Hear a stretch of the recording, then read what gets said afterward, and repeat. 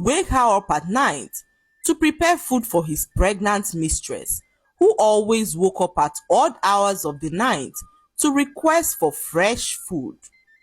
Damilola would stay up late for hours preparing the food that her husband's pregnant mistress was craving, and one day, when she finished cooking the food, Toyin, her husband's mistress, refused to eat, saying that she was no longer hungry.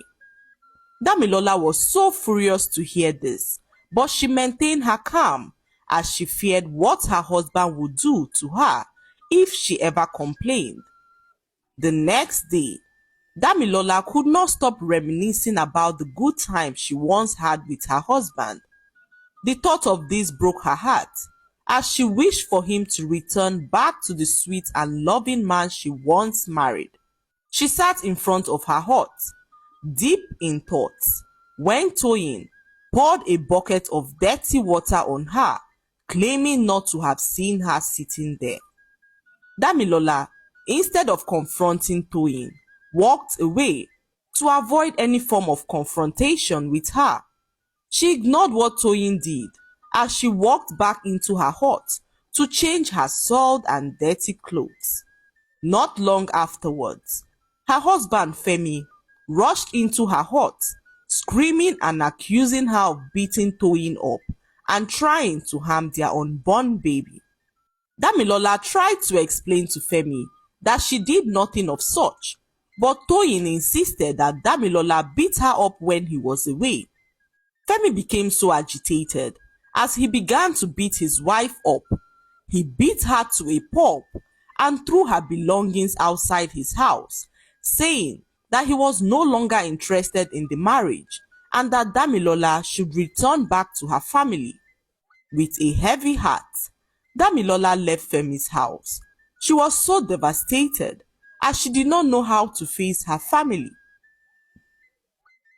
Lost in her own thoughts, Damilola summoned the courage and decided to return back to her family, who were all shocked to hear all that she had been going through. Femi continued to live with his mistress, who he later made his wife. She gave birth to a baby girl and was soon overtaken by the task of looking after a newborn baby. After a few months, Femi lost interest in his second wife, Toyin, as he got himself a new woman who he claimed to have fallen deeply in love with. His wife Toyin was so angry as she could not stand the thought of sharing her husband with another woman. She visited a very powerful juju man to prepare a charm that would kill the woman that her husband was in love with. The juju man then gave her a red candle to speak into. He told her to tell the candle all that she wanted to happen, and Toyin did as the juju man instructed and retired back home excited. The next day, news reached Toyin that her younger sister was dead. Toyin was so devastated to hear the news and asked how she died. It was then that they revealed to her that her sister mysteriously slumped and died. Toyin then noticed how the news of her sister's death affected her husband greatly and realized that her sister was the woman that her husband was deeply in love with.